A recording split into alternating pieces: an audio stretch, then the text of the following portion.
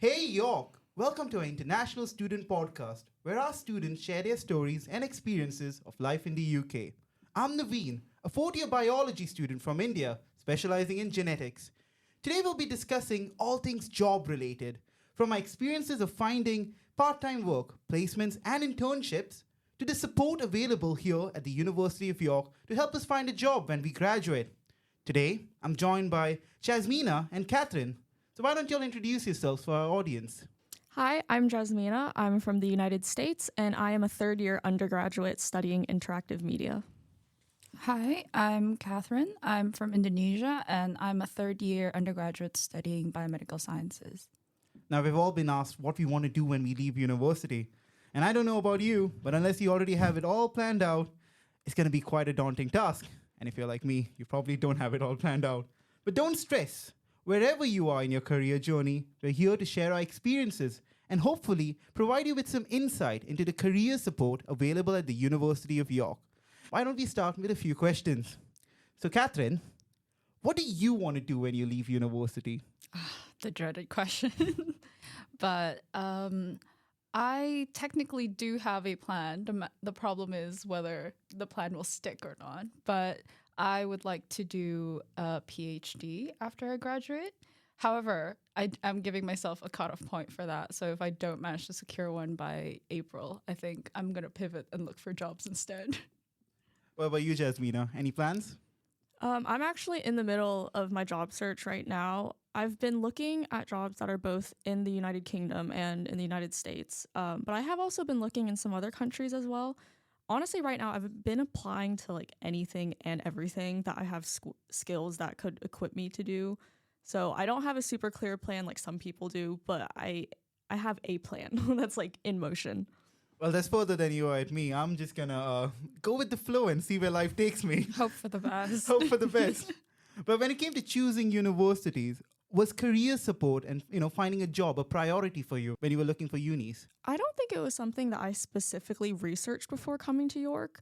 Maybe this is naive of me, but I sort of had the assumption that most well credited institutions nowadays would have a pretty solid careers department. And also, just I think having a degree already gives you like a boost up in the job market in general. But I am happy to say that I have realized that York has really good careers resources. So I guess it worked out for me. I'm kind of similar where it wasn't at the forefront of my mind, but I did know even before coming to university that I wanted to do a year in industry. So I was looking for programs that could like supply that. But other than that, I don't think I really thought that far ahead. I have found that York has been very, very helpful, especially when I compare my experiences to my brother's, who had like quite a difficult time finding his placement and such. I think I've had a much more pleasant and quite an easier time in comparison. So both of you all mentioned about using some of the career support available at York. Would you all mind telling our listeners about some of the advice and stuff you all received from them? I was very fortunate to have a placements coordinator in the Department of Biology, and he was very active in second year, sending out emails every single week, giving us updates on like placement opportunities, any careers and opportunities for summer research, for scholarships and such like that. So I found that that was really helpful because it kind of just made it known to me that there were all of these like good opportunities that I could get into and things that I could possibly get and achieve. But other than that, he was also very helpful because he held like these weekly drop-ins where we could come in, ask him questions, where we could ask him to kind of check our CVs and our cover letters and our answers for applications and such. And there were also mentors from who were returning from placement, which is something that I'm also doing currently. But they would come back from placement and they would give a lot of helpful tips on like how to make a better CV essentially and have better answers for all the different application questions and interview stages. So I found that was really, really helpful. And Jasmina, what do you think about it? So I actually was using the careers team today because like I said, I've been applying to jobs and I've been having to write a lot of cover letters and a lot of CVs. And even though the basis of those may be pretty similar throughout, obviously you're supposed to tweak them to match each position that you're applying for. So they've been really helpful reviewing those documents for me and giving me helpful feedback and comments. Honestly, I don't really know how I would have been able to approach the job search without having such reliable support, because you can ask older people in your life or your parents or like older siblings or classmates and things for advice, but the careers team has specifically been trained to guide you through this, so they give very relevant and accurate information every time, and I really appreciate it. And to add to that, actually, since I come from India and I'm not really sure about how the job market works in the UK, the career support really, really helped me with getting my feet wet with this.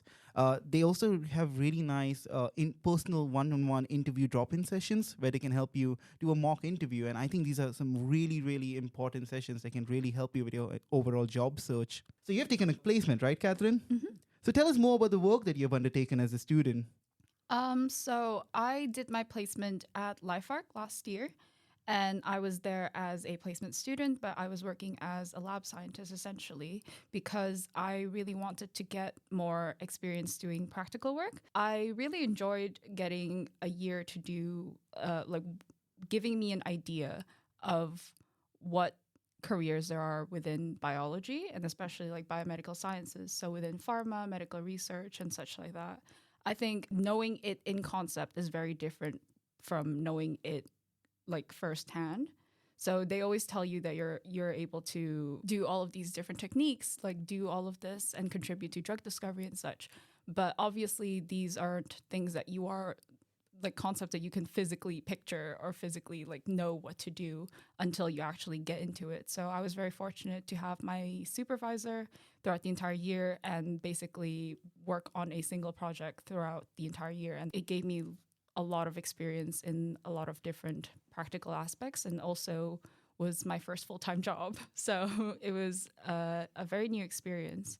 And it really taught me like all of the different aspects that you still need to have even within science is like communication, collaboration. Those are all quite integral in no matter what kind of job you're doing. So I thought it was really helpful to kind of get an idea of what I would want to do in the future. And even if, like, for example, I know a few people who didn't really enjoy their placements.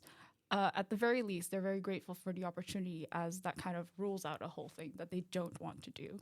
And that kind of helps them figure out what they want even better, if that makes sense. No, I completely agree with that. I think as a student, one of the main things to find out is what you don't want to do. So you don't spend the rest of your life trying to figure out, oh, do I like this? Do I not? So that really helps. And what about you, Jasmina? Have you been working while you were studying? Yeah, so last year I actually had an internship with a creativity lab for about 4 months. It was a really valuable experience because I was doing a lot of hands-on equipment maintenance, but I was also providing teaching support for some of the workshops and taught sessions that they run. So it was a really nice way to not only meet people from the wider York community through those workshops and the taught sessions, but it was also a good way to apply the skills that I've been learning throughout my degree in a real-world context. So as part of the internship, I was developing a little 3D model of the creativity lab in a game engine called Unity. And it was really interesting because actually prior to that, I'd had an entire module that was about building 3D environments in Unity. And if I'm being completely honest, I didn't really enjoy it because I found it quite challenging, as it was something I'd never done before. And I sort of had this thought at the end of the module that, oh, I never want to do anything with Unity again. I never want to see it. I never want to think about it. I'm glad it's done. But when I was doing this internship and Sam from the Creativity Lab approached me and asked if I would be willing to try building something in Unity for it, I thought, you know what, maybe this is a good chance to revisit Unity, but in a different context where there isn't this pressure of like getting a good mark and doing well on the assessment over it. And I found that when I was working in Unity in a different environment, when I was creating something that was meant to inform and showcase this really wonderful resource that the university offers, I enjoyed it significantly more. And I also learned a lot more, but the learning didn't feel as difficult as it did the first time around.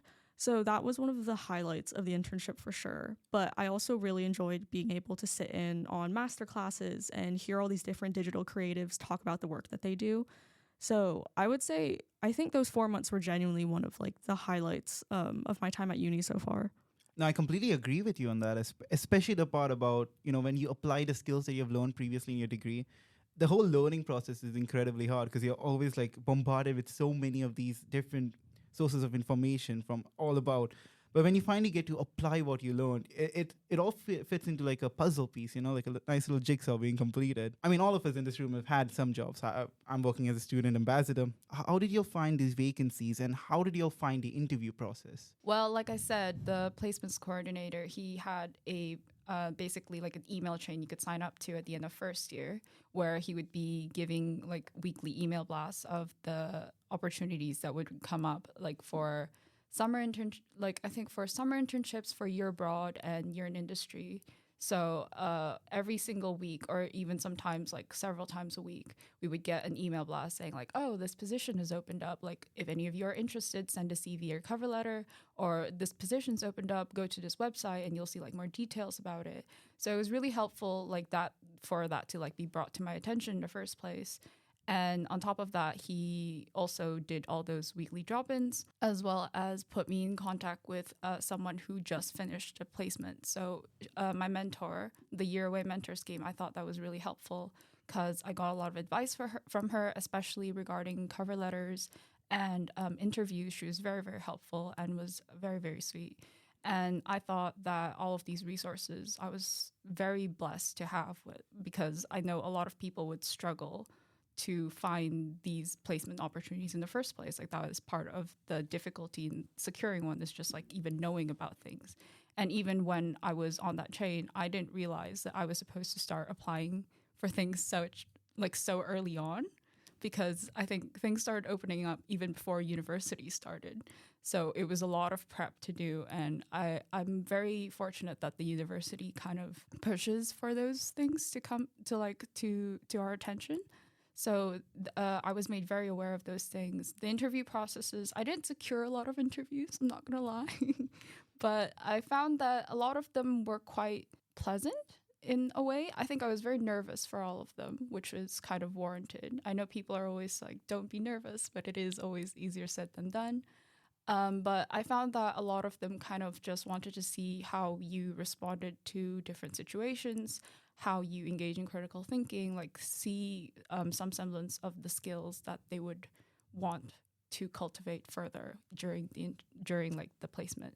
And all the interviewers were always really nice, and they always asked about you as a candidate first, and they always asked about like what your experiences were, what you hope to get out of the placement and everything. And I thought it was honestly quite a nice experience once you got to that stage. Like, it wasn't as harrowing as it was in the sending out application stage. So, but yeah, I thought it was a stressful period of my life, but I'm glad to have done it at the end of the day. And Jasmina, since you're applying for jobs right now, do you find there to be any difference between applying for a university job or a placement compared to applying for jobs outside of university? I feel like there's not been any huge glaring differences, mostly because the process tends to be pretty similar across the board. They have like the job description, and then they ask for your CV/your resume, and then a cover letter as well. I have noticed sometimes, depending on the company or the position, there will be like supplementary questions. So in addition to the cover letter and your CV, they also want you to answer more specific questions that are asking interview type things, like, oh, how would you manage conflicting priorities in a busy environment, or show us an example of when you used conflict resolution, things like that. But for the most part, most applications have only really wanted that cover letter and the CV. When I applied for the Creativity Lab internship, I actually heard about it through my department, because we also have a similar person who's in charge of sending out emails that just have this Google document that is essentially a master list of job openings that are relevant to the department. So that's how I found the Creativity Lab internship.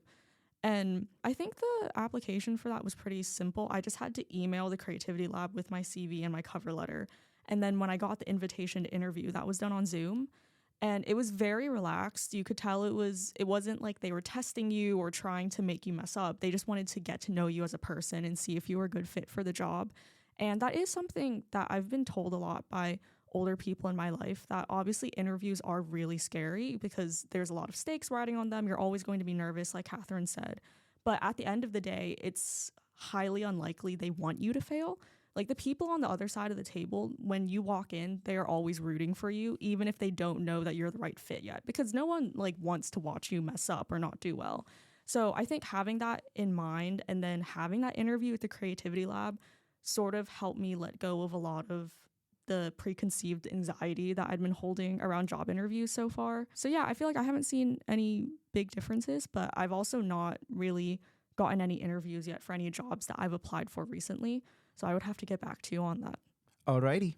One more thing I'd like to add is if people are looking for jobs at university, please do check out York Handshake. It's an amazing website. There are a lot of vacancies for a ton of internship opportunities available on that. One of the channels I would definitely recommend following would be York Internships, because they post a lot of York internships on them. And I would also like to ask, how did you find it was to balance your work along with your studies? That's a good question. If I'm being entirely honest, last year was quite a busy one. I think second year tends to be pretty challenging for most people, especially because I've noticed that in the UK, since it's only a 3-year degree, you have first year where, at least at York and in my course, things are pass or fail. So there's a bit more breathing room around trying to get your footing and like adjust and figure out the best way for you to conduct yourself throughout your studies. But then second year sort of ramps up quite quickly with the intensity of your modules and the assessments and assignments that you have, especially because this is when your marks start to count towards your end degree. So it was a really busy time just academically. And then when I had the internship as well, I found it a bit challenging because it came at one of the busiest points in the year for me. That was when I was having assessments every few weeks compared to maybe once or twice during the term. So it was definitely a big learning experience on how to balance having a job/internship with my studies as well. Because like I said, I had all these assessments that were due at the same time, while I also had to be making sure that I was prepared for every shift that I had at the creativity lab and developing this Unity project for them at the same time. So it was a really big learning experience with time management. I'll be completely honest and say I think in the first month, it was rough because I didn't really understand how to do it at first. I'd done extracurriculars in high school, so I sort of knew how to prioritize tasks and make sure I stay on top of everything. But I think it's a completely different context when you're in university because you're cooking for yourself, you're cleaning, you're taking care of all these other things that you usually wouldn't when you're like in high school, a teenager. So that first month was rough, but I felt like once I started to get the hang of making sure that I took advantage of every free moment I had to revise or to work on coursework. And then when I came to the creativity lab, I could focus entirely on the internship. So I think something that I really had to learn during the internship was shifting gears, making sure that I was always in the right headspace for whatever current task I was tackling. So if it was coursework, I had to be completely focused on coursework and not thinking about the internship. And if I was at the internship, I had to be completely focused on the internship. So it was a really big learning experience with not just time management as an adult, where you're like cooking and grocery shopping and all of that, but also just as a student as well, and making sure that I take advantage of free time, but also find time to rest as well, and going to office hours to ask for help. I would say it was a big challenge, but it was a really big learning experience, and I feel like I've become much stronger with time management because of it. Perfect. And this is the last question, all right? We're going to finish off. What advice would you give to any of our future students to help them make most of their career opportunities here at York? Start with you, Catherine.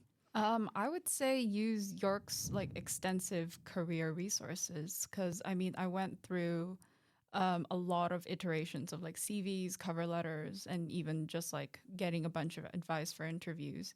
I think a lot of them are quite readily available within like the university resources.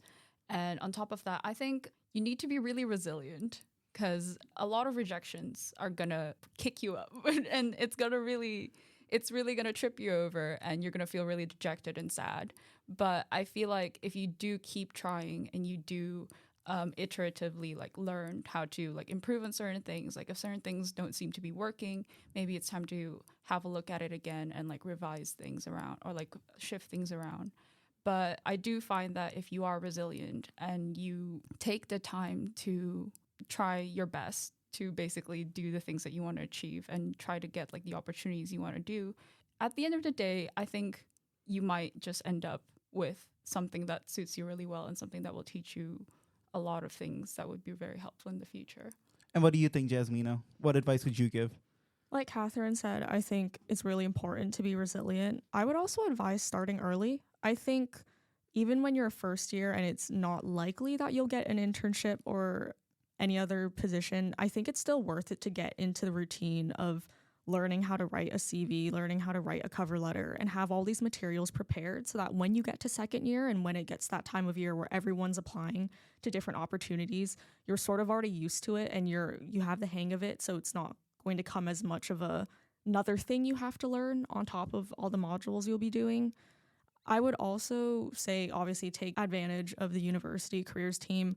Always send them cover letters if you're not sure. Ask them for help with your CV. Do the mock interviews. Do everything, because this is probably one of the most helpful careers resources you'll ever have in your entire life, and you might as well take advantage of it while you're here. I would also say that I think CareerSet is pretty helpful. It's something that the careers team always recommends that you use, but basically it's a website where you can upload your CV and your cover letter, and then it gives you a score based on how well they think you wrote it.